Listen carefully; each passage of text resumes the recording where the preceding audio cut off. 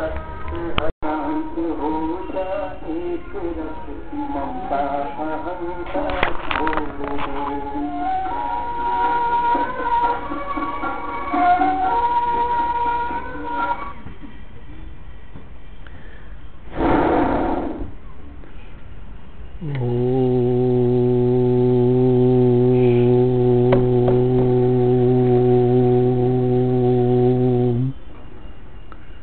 चैतन्यं शाश्वतं शान्तं व्योमातीतं निरञ्जनं नादबिन्दुकलातीतं तस्मै श्रीगुरवे नमः। सर्वश्रुतिशिरोरत्नं विराजितपदाम्बुजम् वेदान्ताम्बुजमार्तण्डं तस्मै श्रीगुरवे नमः। अज्ञानतिमिरान्धस्य ज्ञानाञ्जनशलाकया चक्षुः उन्मीलितं येन तस्मै श्रीगुरवे नमः। अखण्डानन्दबोधाय शिष्यसन्तापहारिणे सच्चिदानन्दरूपाय रामाय गुरवे नमः। अखण्डमण्डलाकारं व्याप्तं येन चराचरं तत्पदं दर्शितं येन तस्मै श्रीगुरवे नमः। गुरुर्ब्रह्मा गुरुर्विष्णुः गुरुर्देवो महेश्वरः गुरुः साक्षात् परं ब्रह्म तस्मै श्रीगुरवे नमः। न गुरोः अधिकं तत्त्वं न गुरोः अधिकं परं गुरोः परतरं नास्ति तस्मात् सम्पूज्यते गुरोः। ध्यानमूलं गुरोर्मूर्तिः पूजामूलं गुरोः पदम् मंत्रमूलं गुरोर्वाक्यं मोक्षमूलं गुरोः कृपा। ब्रह्मानन्दं परमसुखदं केवलं ज्ञानमूर्तिं द्वन्द्वातीतं गगनसदृशं तत्त्वमस्यादिलक्ष्यम् एकं नित्यं विमलमचलं सर्वधी साक्षिभूतं भावातीतं त्रिगुणरहितं सद्गुरुं तं नमामि।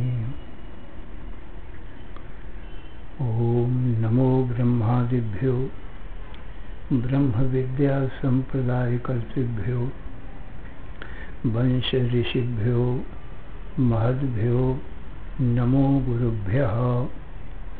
सर्वोपप्लवरहितः प्रज्ञानघनः प्रत्यगर्थो ब्रह्मैवाहमस्मि।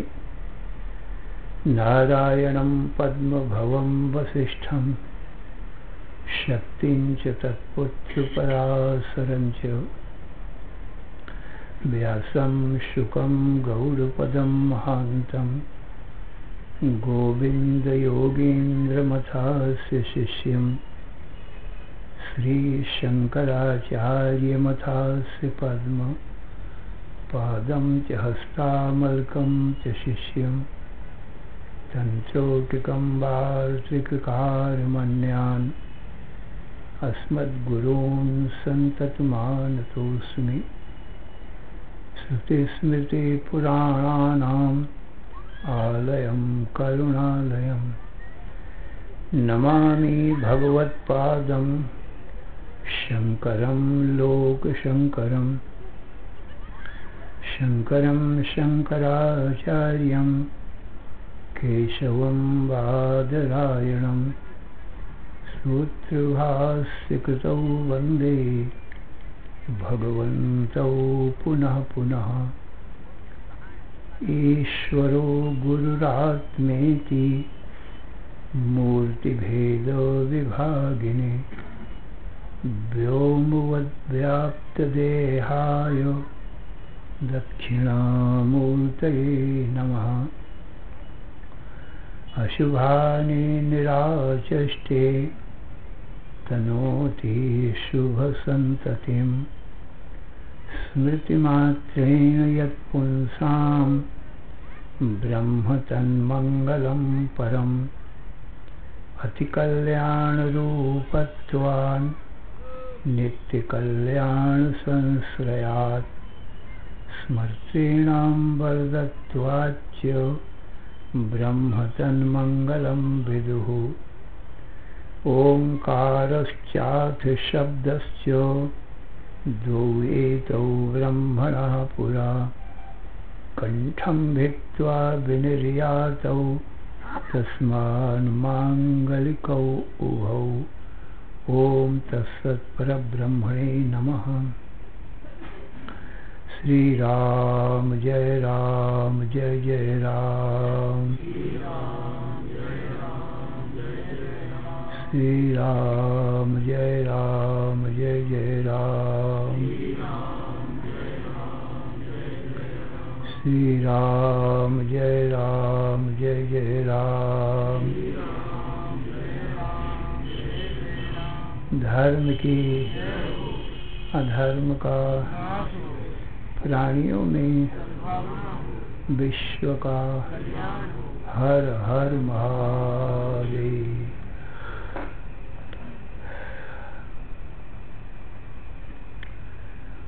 अशरण शरण अकारण करुण करुणा वरुणालय कर्तुम अकर्तुम अन्यथा कर्तुम समर्थ नित्य शुद्ध बुद्ध मुक्त स्वरूप अनंत कोटि ब्रह्मांड नायक परात्पर पूर्णतम पुरुषोत्तम परब्रह्म सच्चिदानंद घन सर्वज्ञ सर्वशक्तिमान सर्वाधार सर्वाधिष्ठान भगवान श्री कृष्ण से अर्जुन ने पूछा, हे भगवान यत् श्रेयः स्यात् निश्चितं ब्रूहि तन्मे शिष्यस्तेऽहं साधिमां त्वां प्रपन्नम्। जिससे मुझको नित्य सुख शांति की प्राप्ति हो, आत्यंतिक दुखों की निवृत्ति हो और मृत्यु की निवृत्ति हो, अमृतत्व की प्राप्ति हो, वह उपाय आप मुझको बताएं। मैं आपका शिष्य हूँ, आपकी शरण में हूँ। मेरा तन मन बुद्धि प्राण आपके चरणों में अर्पण है। तो भगवान श्री कृष्ण बोल रहे, हे अर्जुन सावधान मन से श्रवण करो। बहूनां जन्मनामन्ते ज्ञानवान् मां प्रपद्यते वासुदेवः सर्वमिति समहात्मा सुदुर्लभः। गीता अध्याय 7वां।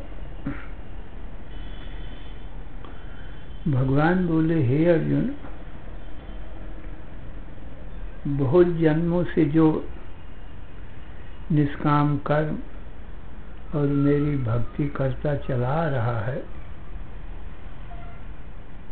तो बहुत जन्मों के अंत के जन्म में जब साधन पूर्ण हो जाता है, परिपक्व हो जाता है, तब वो ज्ञानवान होता है। और ज्ञानवान माम प्रपद्यते, फिर वो ज्ञानवान मुझको ही प्राप्त हो जाता है। बहुनाम जन्मनाम अन्ते ज्ञानवान माम प्रपद्यते।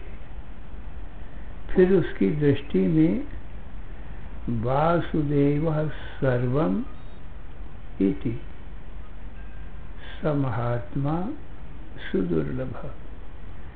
फिर उसकी दृष्टि में चराचर जगत मुझ वासुदेव का ही रूप दिखाई पड़ता है। अर्जुन वो महात्मा है और दुर्लभ है, क्योंकि वो मुझको ही प्राप्त कर चुका है।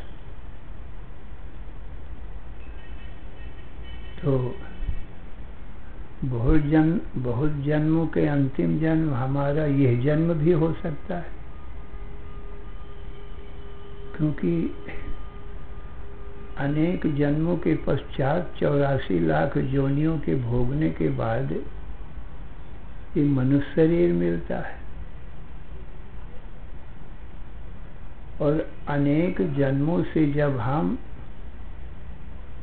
निष्काम कर्म भगवान की भक्ति करते आते हैं तो वो संस्कार हमारे बने रहते हैं हमारी बुद्धि में,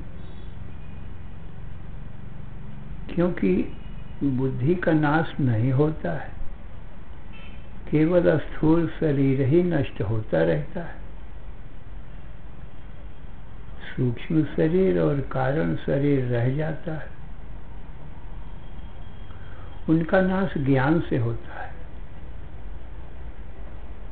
और स्थूल शरीर तो ज्ञानी अज्ञानी का सबका प्रारब्ध पूरे होने पर छूट जाता है।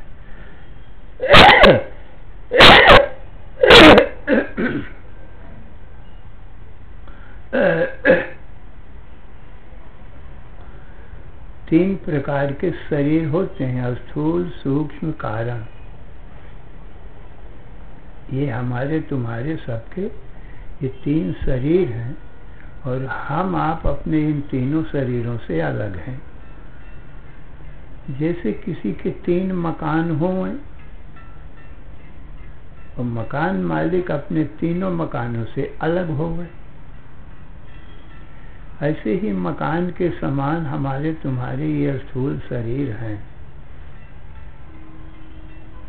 और हम आप इन तीनों शरीरों से अलग हैं। जैसे मकानों को ज्ञान नहीं होता है, जो मकान मालिक है अपने मकानों में रहता है, अपने मकानों को जानता है, पर मकान तो ना अपने को जानते हैं और न दूसरे को जानते हैं। ऐसे हमारे आपकी ये तीनों शरीर भी न हमको जानते हैं और न अपने आप को जानते हैं।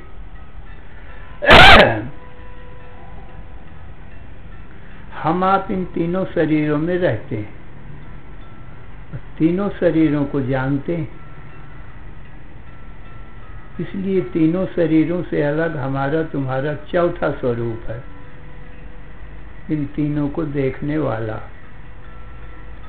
ये तीनों शरीर क्षेत्र हैं और हमारा तुम्हारा स्वरूप क्षेत्रज्ञ है। भगवान कृष्ण कहते हैं, हे अर्जुन, क्षेत्रज्ञम चापि माम विद्धि सर्व क्षेत्रेषु भारत, क्षेत्र क्षेत्रज्ञयोर ज्ञानम यत्तद् ज्ञानम मतम मम।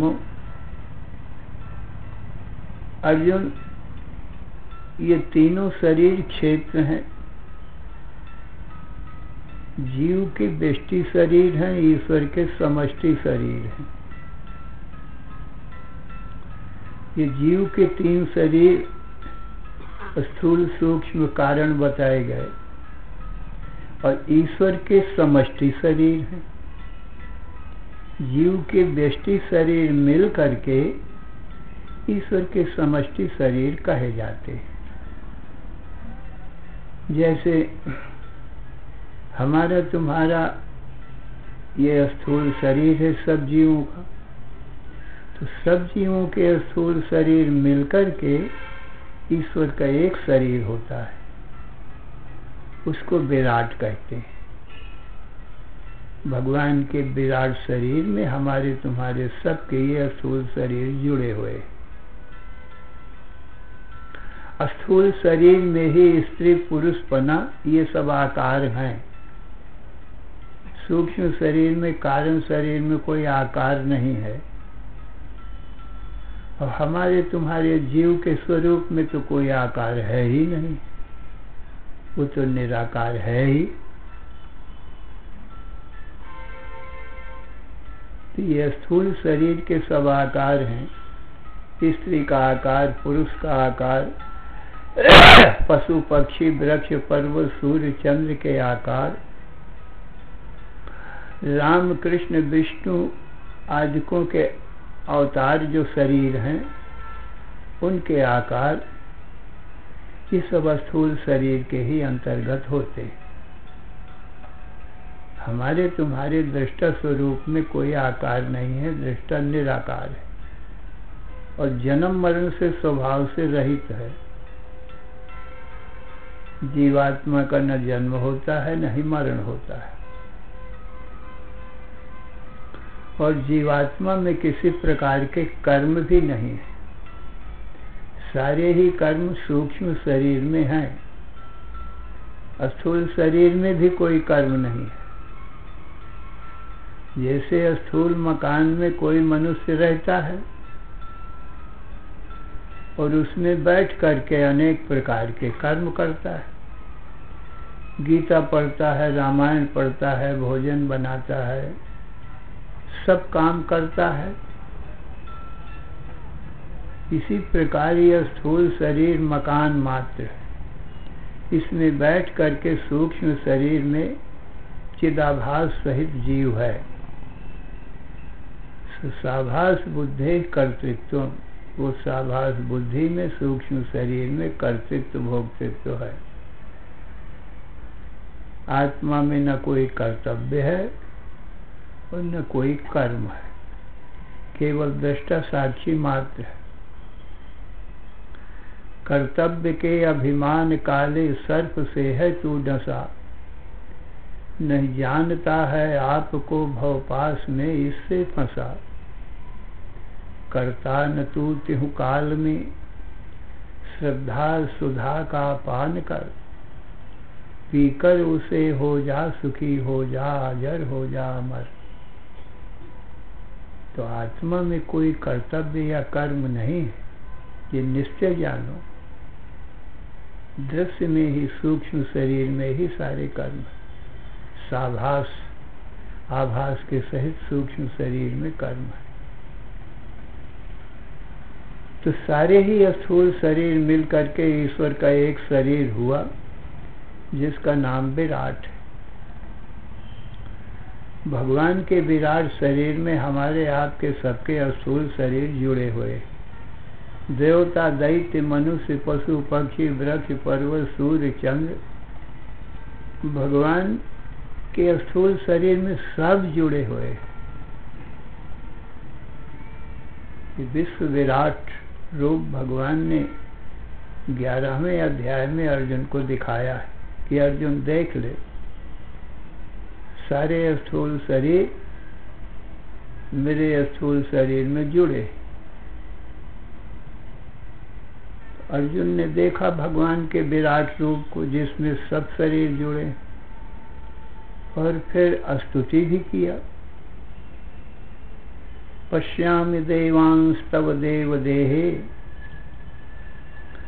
सर्वांश तथा भूत विशेष संघान, ब्रह्मांडमीशं कमलासनस्थं, ऋषींश्च सर्वान् उर्गांश्च दिव्यान्।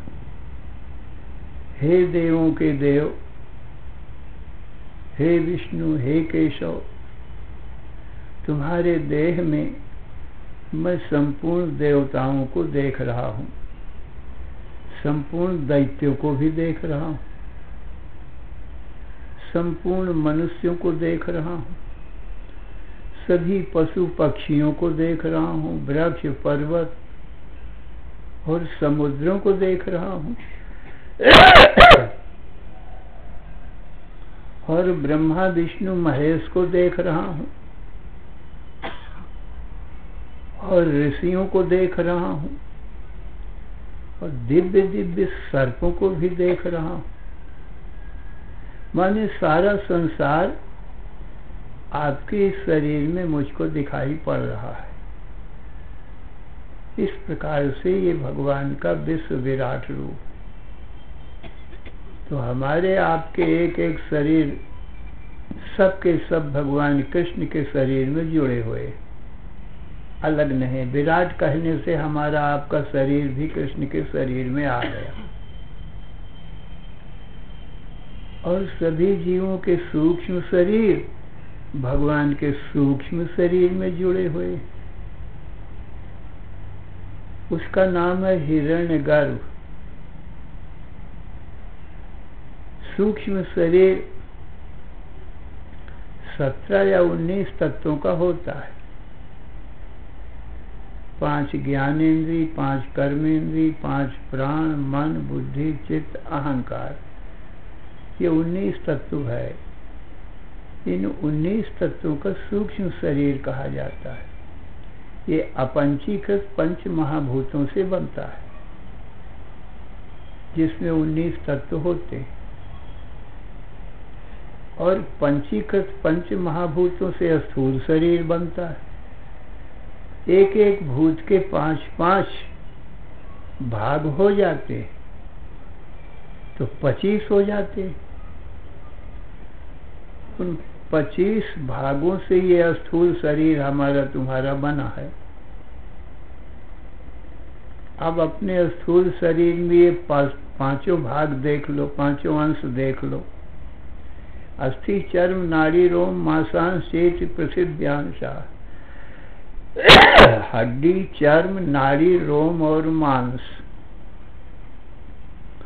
ये 5 चीजें हमारे तुम्हारे इस स्थूल शरीर में पृथ्वी का अंश हैं। और मूत्र, श्लेष्म, रक्त, शुक्र, स्वेदा, वंशा।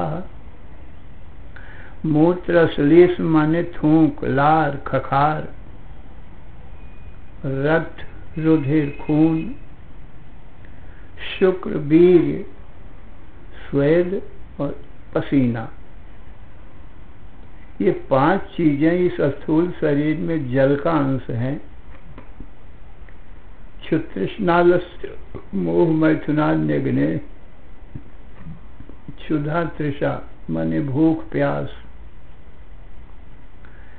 क्षुतृष्ण और आलस्य और मोह और मैथुन, ये 5 अंश हमारे तुम्हारे स्थूल शरीर में ये अग्नि तत्व की है। प्रचारण, विलेखन, स्थूलादुन्मेष, निमेषादि वायु, हाथ पैरों का फैलाना, सिकोड़ना। नासिका से श्वास लेना और पुनः श्वास छोड़ना। आंखों का खोलना और बंद करना, ये सब वायु तत्व के हैं। काम, क्रोध, लोभ, मोह, भयान्य आकाशस्य। काम, क्रोध, लोभ, मोह, भय, ये 5 अंश आकाश तत्व के हैं। इस प्रकार से 25 तत्व हो गए। इन 25 तत्वों का यह स्थूल शरीर बना हुआ है। और अपंचीकृत पंच महाभूतों से सूक्ष्म शरीर बना है।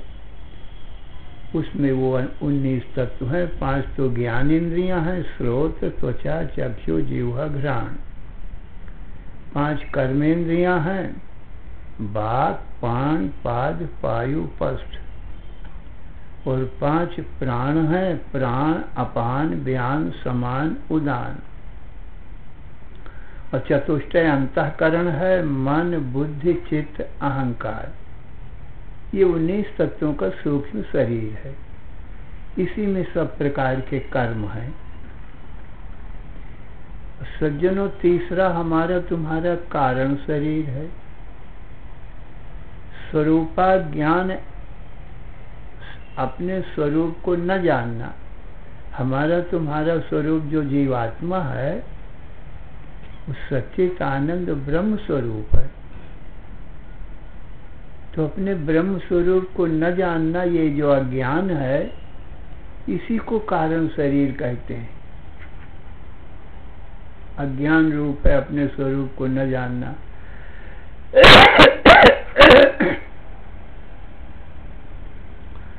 तो हमारे तुम्हारे सभी जीवों के जो अज्ञान रूप कारण शरीर है, सो सब मिल करके समष्टि कारण शरीर, ईश्वर का एक शरीर होता है, उसका नाम है अव्याकृत।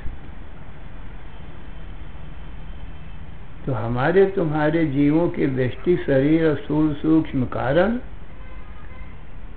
और सब जीवों के समष्टि शरीर मिल करके विराट हिरण्यगर्भ अव्याकृत, ये ईश्वर के 3 शरीर होते हैं।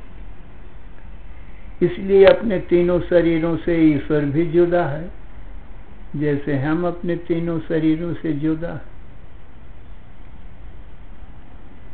ईश्वर भी अपने समष्टि शरीरों का दृष्टा है, हम आप लोग भी अपने इन तीनों शरीरों के दृष्टा। स्थूल सूक्ष्म कारण तीनों शरीरों को जानते हैं, ये तीनों नहीं जानते। इन्हीं 3 शरीरों में 3 अवस्थाएं हैं। जागृत में स्थूल शरीर प्रकट होते हैं, स्वप्न में सूक्ष्म शरीर प्रकट होते हैं और सुषुप्ति में कारण शरीर। जागृत स्वप्न सुषुप्ति कहो और चाहे स्थूल सूक्ष्म कारण कहो, एक ही बात। इन्हीं 3 शरीरों के अंतर्गत 5 कोष भी आ जाते हैं। अन्नमय, प्राणमय, मनोमय, विज्ञानमय, आनंदमय, ये 5 कोष कहे जाते हैं। ये जो स्थूल शरीर है, ये अन्नमय कोष है, और प्राणमय कोष और मनोमय कोष और विज्ञानमय कोष, ये 3 कोष मिलकर के सूक्ष्म शरीर कहे जाते हैं। 5 कर्मेंद्रिय और 5 प्राण मिलकर प्राणमय कोष कहा जाता है, और 5 ज्ञानेंद्रिय एक मन मिलकर के मनोमय कोष कहा जाता है। 5 ज्ञानेंद्रिय और एक बुद्धि मिलकर के विज्ञानमय कोष कहा जाता है।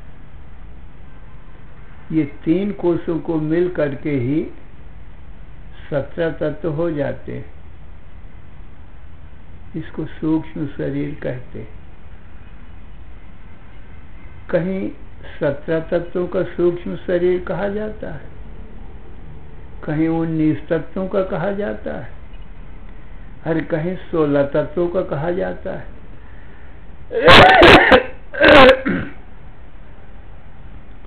तो इस प्रकार से भेद मालूम पड़ता है। तो कहते हैं इसका समाधान सुनो, भेद नहीं है। जहाँ अंतःकरण मन बुद्धि चित्त अहंकार पूरा अंतःकरण ले लिया गया, वहाँ 19 तत्व हो जाते हैं, और जहाँ मन बुद्धि लिया गया, चित्त और अहंकार इसी मन बुद्धि के अंतर्गत आ गया, तो 17 तत्व हो जाते हैं। और जहाँ 16 तत्व का बताया गया है, वहाँ अंतःकरण चतुष्टय एक ही गिन लिया जाता है, मन बुद्धि चित्त अहंकार एक, चारों को मिलाकर। तो 16 तत्वों का सूक्ष्म शरीर बता दिया गया। सो एक ही बात है, इनमें भेद नहीं है। और जो अज्ञान है अपने स्वरूप का कारण शरीर, उसी को आनंदमय कोष कहते हैं। इस प्रकार से 3 शरीर, 3 अवस्था और 5 कोष। भगवान कहते हैं व्यष्टि और समष्टि मिल करके ये 3 ही शरीर हैं। इतना क्षेत्र है। इस क्षेत्र को ही प्रकृति कहते हैं, इसी को माया कहते हैं, क्षेत्र को। और मैं परमात्मा क्षेत्रज्ञ हूँ। क्षेत्रज्ञम चापि माम विद्धि सर्व क्षेत्रेषु भारत। अर्जुन, सभी क्षेत्रों में समष्टि विष्टि जो क्षेत्रज्ञ है वो मैं ही हूँ। मैं आप अकेला ही हूँ। सब क्षेत्रों में आकाश के समान व्यापक हूँ। सबको मैं ही देखता हूँ दृष्टा रूप से। समष्टि व्यष्टि संपूर्ण क्षेत्र दृश्य है, जड़ है, ज्ञान नहीं है।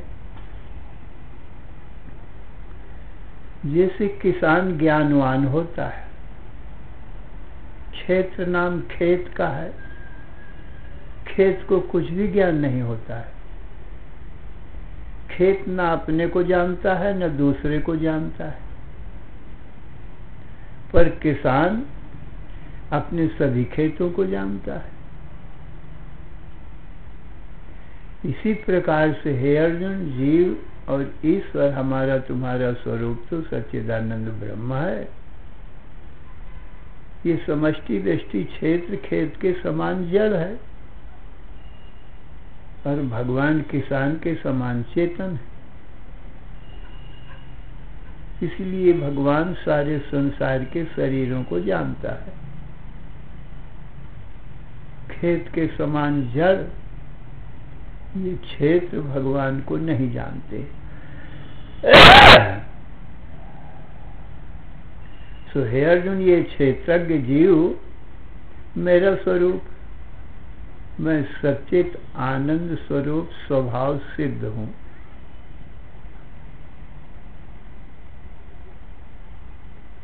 इस प्रकार से बहुनाम जन्म नाम अंते, बहुत जन्मों के अंतिम जन्म में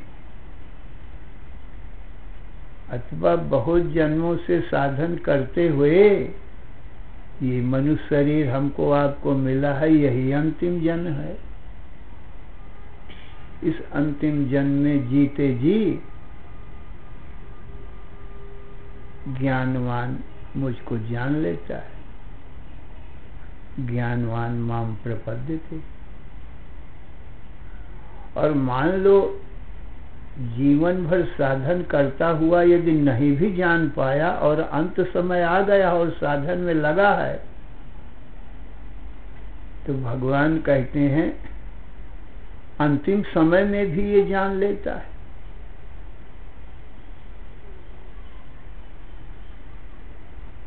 ज्ञानवान हो जाता है। माम प्रपद्यते, मुझे प्राप्त हो जाता है। अंतकाले भी मामेव, माने अंतकाल आ जाए तो भी मुझको जान लेता है, तो मुझे ही प्राप्त हो जाता है। तो बहु नाम जन्म नाम अंते ज्ञानवान माम प्रपद्यते। फिर उसकी दृष्टि में वासुदेवा सर्वमिति, फिर उसकी दृष्टि में सब वासुदेव का ही रूप दिखाई पड़ता है। जैसे जल से उत्पन्न होने वाली तरंगें जल के ज्ञाता को सब तरंगें जल रूप ही दिखाई पड़ती हैं। सुवर्ण के ज्ञाता को सुवर्ण से बने हुए आभूषण, मुकुट, कुंडल, कंठा, कांची, कंकन, अंगूठी सब सुवर्ण रूप ही दिखाई पड़ती हैं। सुवर्ण से भिन्न आभूषण नहीं है और जल से भिन्न तरंगें नहीं। जल सत्य है, तरंगें कल्पित। इसलिए जल का सत्य का ज्ञाता सब तरंगों में जल का दर्शन करता है। उसको एक जल के सिवाय और दूसरी चीज नहीं दिखाई पड़ती। तरंगों में जल के सिवाय दूसरी चीज है भी नहीं। जल ही जल है हर तरंग में। शीतलता, मधुरता, द्रवता, ये जल का स्वरूप है। तो शीतलता, मधुरता, द्रवता से भिन्न तरंग नाम की कोई चीज नहीं है। जल से अलगा करके कोई तरंगें दिखा नहीं सकता है, किंतु जल रूप ही है। तो ज्ञानवान मुझको इस प्रकार से देखता है कि चराचर जगत वासुदेव का रूप है। जो चराचर जगत में बस रहा है, जैसे जल हर तरंग फेन बुलबुले में बस रहा है,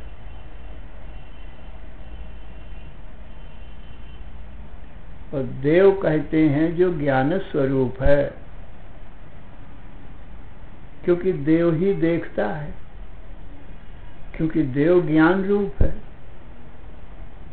और ये शरीर तो सब मंदिर रूप हैं। तो देव तो देखता है, हमारे तुम्हारे तीनों शरीर मानो मंदिर रूप। तो सब संसार के इन शरीरों में एक ही देव बस रहा है। भगवान श्री कृष्ण कहते हैं वो मैं ही हूँ, क्योंकि मैं ही देखता हूँ। देखने वाले को देव कहते हैं।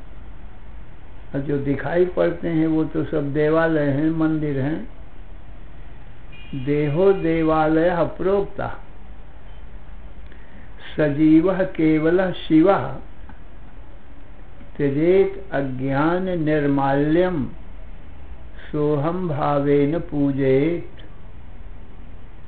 हे अर्जुन, देहो देवालय प्रोक्ता, कि जितने देह हैं, शरीर हैं, स्त्री पुरुष मनुष्य पशु पक्षियों के, ये सब मंदिर हैं। कोई छोटे हैं, कोई बड़े हैं, अनेक आकारों के हैं, एक आकार के मंदिर नहीं हैं। परंतु सब मंदिरों के अंदर जो देव है वो तो एक ही रूप का है। देखने वाले के बहुत रूप नहीं है, केवल मंदिरों के ही अनेक रूप है। और अर्जुन, ये सारे ही मंदिर मेरी माया से एक क्षण में बनते हैं। फिर मैं साक्षात परमात्मा देव ही इन सब के भीतर प्रविष्ट होकर के देखता हूँ। इसलिए मंदिर तो सत्य नहीं है, असत जड़ दुख रूप है, क्योंकि मेरी माया से बनते हैं। और सब देहों में जो देव है वो मैं ही सत्य हूँ। इसलिए जीवात्मा देव है, क्योंकि देखता है। हम आप देखते हैं, इसलिए देव हैं।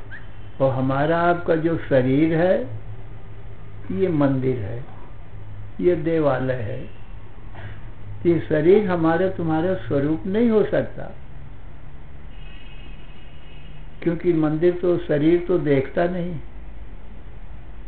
हम आप देखते हैं, इसलिए देव हैं। और ये शरीर रूपी मंदिर भगवान कहते हैं मेरी माया से बने। माने ये झूठे हैं, क्षण मात्र में बन जाते हैं, पुनः मिट जाते हैं। ब्रह्मांड निकाया निर्मित माया, रोम रोम प्रतिभेद का है। अर्जुन, अनंत कोटि ब्रह्मांड मेरी माया से क्षण मात्र में ही बनते हैं। मम माया संभव संसारा, मेरी माया से सारा संसार बनता है। इस प्रकार से हे अर्जुन, बहुत जन्मों के अंतिम जन्म ये मनुष्य शरीर हमको मिला है। तो जीवन में अपने स्वरूप सच्चिदानंद ब्रह्म को, अपना जीव का स्वरूप ब्रह्म है ऐसा जान लेना चाहिए। और यदि अंतकाल में भी जान लोगे तो भी मुक्त हो जाओगे।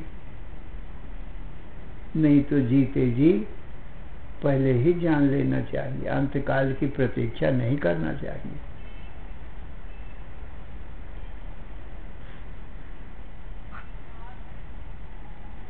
तो बहूनां जन्मनामन्ते ज्ञानवान् मां प्रपद्यते वासुदेवः सर्वमिति समहात्मा सुदुर्लभः। तो वो महात्मा दुर्लभ है चराचर जगत को जो वासुदेव का स्वरूप देखता है। जैसे जल का ज्ञाता संपूर्ण तरंगों को जल रूप देखता है, माटी का ज्ञाता संपूर्ण घट मठों को माटी रूप देखता है।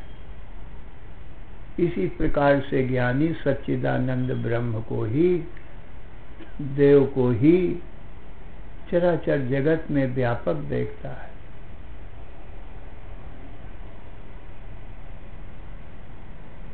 सत्य का दर्शन ही, सत्य का देखना ही यथार्थ देखना है। क्योंकि मिथ्या चीज तो बनती बिगड़ती रहती, उसकी कोई गिनती होती नहीं, सत्य की ही गिनती होती। सो सत्य मैं ही हूँ, क्योंकि सदा रहता हूँ। ये देह रूपी मंदिर तो बनते बिगड़ते रहते हैं, वो भी भगवान की माया से।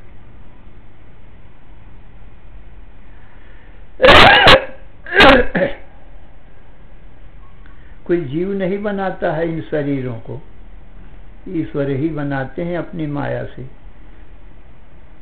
माया से बनाने में इच्छा शक्ति, संकल्प शक्ति होती है, वही माया है। ईश्वर इच्छा करते हैं सब संसार के शरीर बन जाते हैं, ऐसे बन जाते हैं। इसलिए हम जीवों का कोई वश नहीं है इन शरीरों में जो शरीरों को रोका जा सके। ईश्वर इच्छा करते हैं कि अब मुझे नहीं देखना है, प्रलय करना है, तो सब प्रलय हो जाती है। इच्छा मात्र से ही तो होता है ना। इच्छा किया तो बन गया संसार, और इच्छा नहीं किया, आंख मीच लिया तो संसार मिट गया। ऐसा संसार बनता है, ये शरीर बनते। तो जीवात्मा तो भगवान कहते हैं मैं ही सब में प्रविष्ट होकर रहता हूँ। इसलिए हमारा तुम्हारा स्वरूप जीवात्मा परमात्मा का स्वरूप है, सच्चिदानंद ब्रह्म है। इसलिए मैं स्त्री हूँ, मैं पुरुष हूँ, ये अभिमान नहीं करना। मैं सच्चिदानंद ब्रह्म हूँ, इन देहों का दृष्टा साक्षी हूँ। इस ब्रह्म में ही अहम भाव करना। और अज्ञानता बस जो मैं स्त्री हूँ, मैं पुरुष हूँ, मैं ब्राह्मण क्षत्रिय वैश्य शूद्र हूँ, ऐसा पहले अभिमान अज्ञान दशा में कर रखा है, तो इन देहों से अपना अहम भाव हटा लेना। क्योंकि ये जड़ शरीर मंदिर के समान ये हमारा तुम्हारा स्वरूप नहीं। और जो देह में अहम भाव रखोगे तो जन्म मरण का दुख होगा, रोग बीमारी का दुख होगा। और जो देह से अहम भाव उठा के देह दृष्टा में करोगे तो सदा के लिए जन्म मरण और सब दुखों से छूट जाओगे। ये सर्वज्ञ सर्वशक्तिमान भगवान श्री कृष्ण का उपदेश है।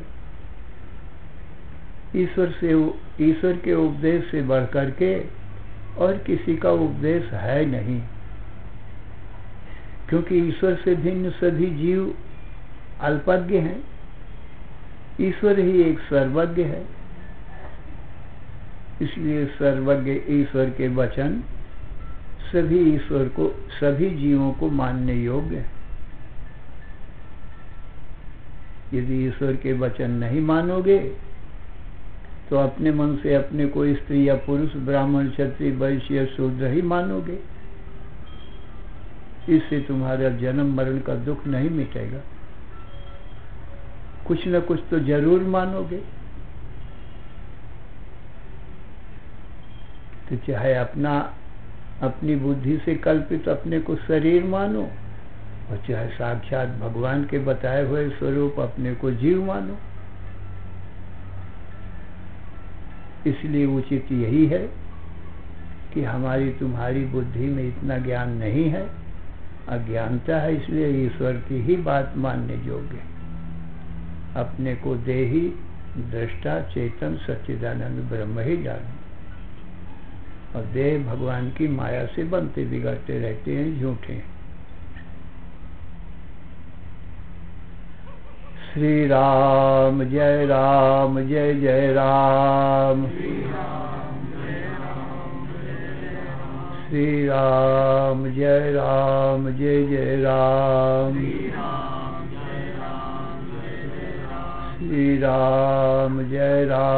जय जय राम। धर्म की अधर्म का प्राणियों में विश्व का हर हर महादेव।